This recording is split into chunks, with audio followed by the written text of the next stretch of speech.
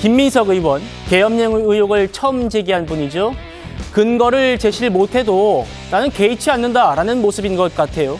아예 지금 계엄 의혹으로 5분짜리 특강도 찍었다고 하는데 이제는 문재인, 이재명 이 두 사람이 척결 대상이 될 수 있다라는 주장에까지 이르렀습니다. 보시죠.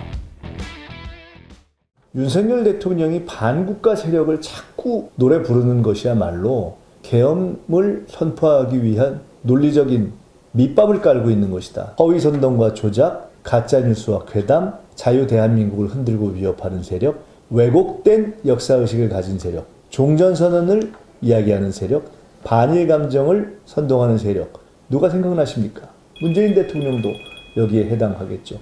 이재명 대표 당연히 들어가겠죠. 김건희 여사가 문제가 있다고 보거나 후쿠시마 오염수가 문제가 있다고 보거나 그런 것을 SNS라든가 카톡을 통해서 주고받는 이런 모든 국민들이 다 계엄 시에 반국가 세력으로 척결 대상이 될 수 있는 것이다.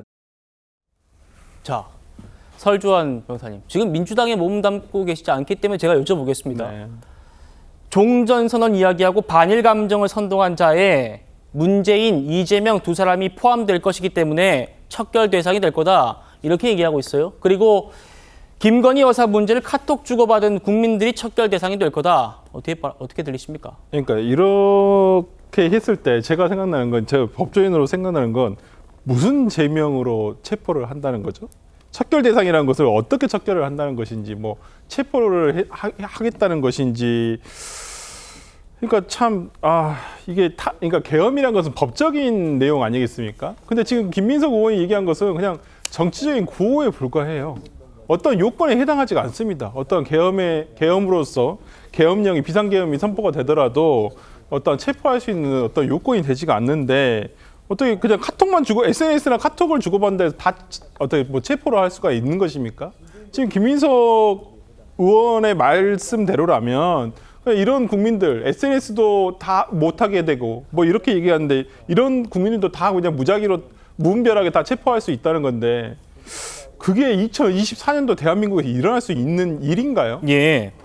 저는 좀 김민석 의원이 참 안타까운 게 지금 어쩌면 민주당으로서도 참 이것을 진화를 해가고 있는 와중인데 좀 불이 진화가 된 듯 싶으면 또 옆에서 부채질해서 불을 계속 키우고 계시는데 그 명확한 증거가 있다고 한다면 차라리 제시를 하시는 게 저는 맞다고 봅니다. 예. 이렇게까지 얘기하시는 거면 분명히 본인의 제보에 객관적인 신빙성이 확보됐다라고 본인은 믿고 있다고 한다면 그걸 국민들로 하여금 검증을 받으셔야죠. 네. 그렇지 않고 계속 이렇게 괴담 수준의 얘기를 공당에 그것도 지난 전당대회에서 가장 1위 득표를 한 최고위원이 지속적으로 얘기를 한다는 것은 글쎄요.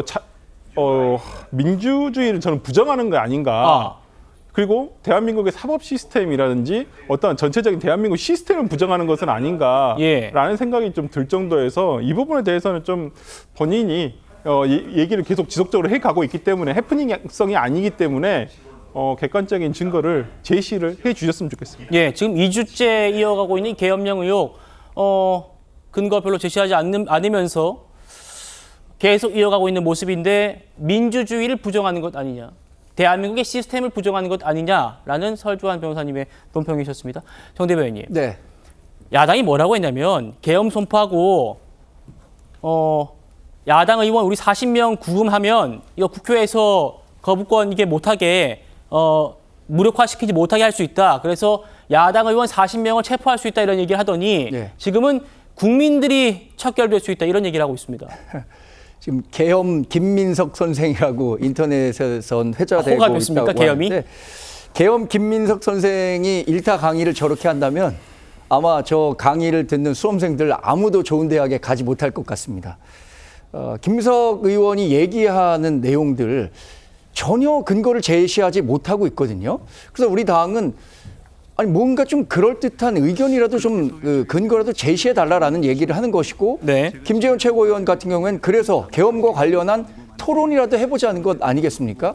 근데 김민석 의원의 태도는 뭡니까? 토론 못하겠다는 거잖아요. 그리고 김민석 의원이 운동권 출신인 거 모두 다 알고 계실 겁니다. 네. 우리나라에서 계엄이 마지막으로 발효됐던 게 1980년 5월입니다. 1987년 민주화 항쟁 사실 굉장히 혼란한 상황에서도 계엄을 발휘하겠다는 생각조차 당시 군부 정권에서 하지 못했었던 일을 지금 2024년 대한민국의 현실에서 우리 정부가 계엄을 선포할 수도 있다라고 하는 것 자체가 그게 국민들에게 얼마나 많은 설득력을 가질 수 있겠습니까? 지금 2주 정도 김민석 의원이 저렇게 계엄 타령했는데 우리 많은 국민들이 계엄에 대한 공포나 실제로 계엄이 발효될 것이라고 생각하는 분들 있겠습니까? 예. 아직 여론조사가 진행된 것은 없겠지만 계엄의 현실화 가능성에 대해서 우리 국민들이 얼마나 위협의 대상이 될 수 있다고 생각하는지 한번 묻고 싶습니다. 지금 민주당은 오히려 김민석 의원이 제기하고 있는 계엄 이 프레임에서 벗어나고 싶어 하는지도 모르겠어요. 그런데 자꾸만 자신이 제기한 문제에 대해서 근거 제시하지 못하고 늪속으로 빠져드는 것 같아서 대단히 안타까운 마음을 갖고 있습니다. 그렇군요.